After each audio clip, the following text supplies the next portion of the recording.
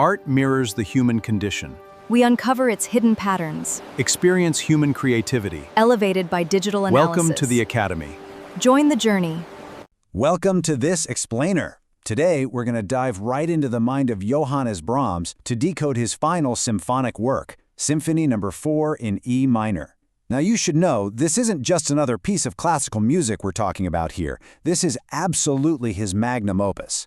But it really begs the question, how exactly did Brahms pull off the impossible? How did he build a masterpiece that manages to perfectly balance this raw, crushing emotional depth with some of the most rigorous mathematical architecture imaginable? Well, let's find out.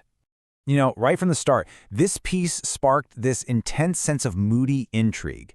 Take a listen to how Edward Hanslick, who was a very prominent music critic and actually a close friend of Brahms, described it. He said, "It is like a dark well. The longer we look into it, the more brightly the stars shine back." I love that quote because it tells you instantly that this is not going to be some easy breezy listen. It literally pulls you into its depths, and the beauty it offers, well, that's something you have to actively discover for yourself. Genesis and surprising reception. So Brahms actually composed this really heavy autumnal work during a summer retreat in the Austrian Alps.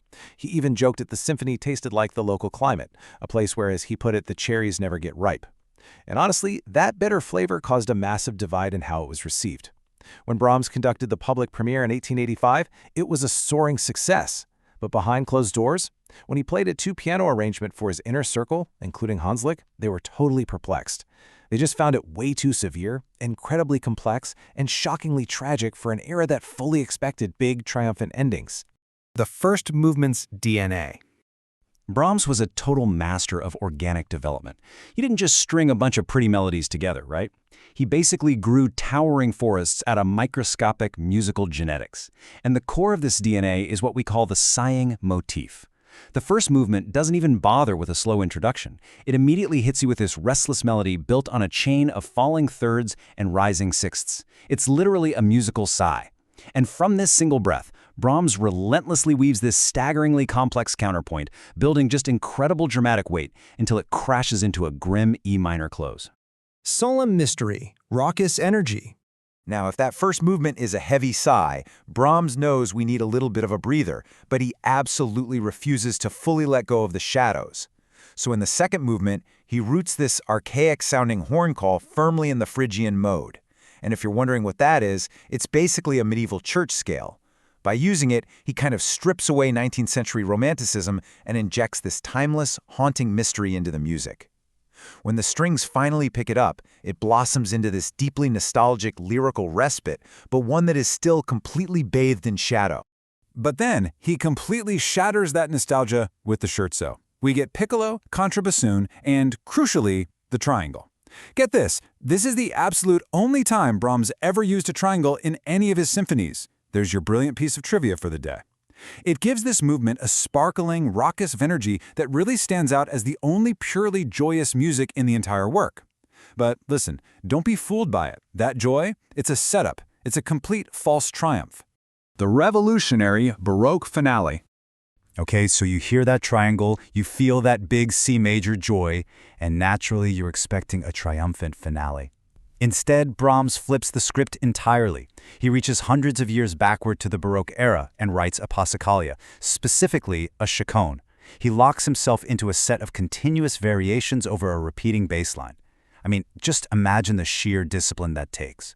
Having to generate all your emotion and forward momentum while being completely restricted by an endless loop. It is an astonishing compositional flex. And what exactly is that loop? It's an 8-bar progression adapted straight from the bass line of J.S. Bach's Cantata No. 150. But Brahms wasn't just copy-pasting here. He altered it. He slid a single, brilliant chromatic passing tone right into the middle of that theme, and that one altered note changes the whole shebang. It heightens the tension and violently pulls Bach's ancient architecture straight into the anxiety of the late 19th century. The architectural rigor of what follows is just staggering. 30. That is the exact number of continuous variations Brahms writes on this single 8-bar theme. 30 times the loop repeats, followed by a sweeping coda. It's an absolute masterclass in both endurance and imagination. And across the orchestra, this organic development never ever gets boring. Sometimes Brahms hides the theme completely within the inner voices, forcing you to really listen actively. Other times, it's just roaring in the brass, practically shaking the floorboards. And then, right at Variation 12, the relentless forward motion just halts, transforming the theme into this incredibly fragile, heartbreaking flute solo. But no matter how it's dressed up, that 8-bar loop drives relentlessly forward, dragging us all toward a devastating final chord. Which really leads us to a profound question: why end a symphony in tragedy? You have to remember, Brahms was writing in a post-Beethoven world, where the unwritten rule was for sure that symphonies were supposed to struggle through darkness, but ultimately achieve a blazing, triumphant victory. So to end your absolute magnum opus, now with cheers, but with a severe, devastating E minor close, that was a tremendously bold, almost defiant artistic statement. So why did he do it? Well, perhaps the answer lies in the architecture itself. By containing this intense autumnal sorrow within the incredibly strict confines of a Baroque Passacaglia, Brahms ensures the emotion never spills over into cheap melodrama. The rigid structure basically acts like a pressure cooker for the tragedy, making it infinitely more profound. I highly encourage you to go listen to this monumental work for yourself. Track those falling thirds, listen for that repeating Bach bass line, and just feel the sheer weight of what Brahms constructed. So I'll leave you with this to think about. Does imposing absolute mathematical order on our darkest emotions actually make them hit harder? Thanks for joining me for this explainer, and keep exploring.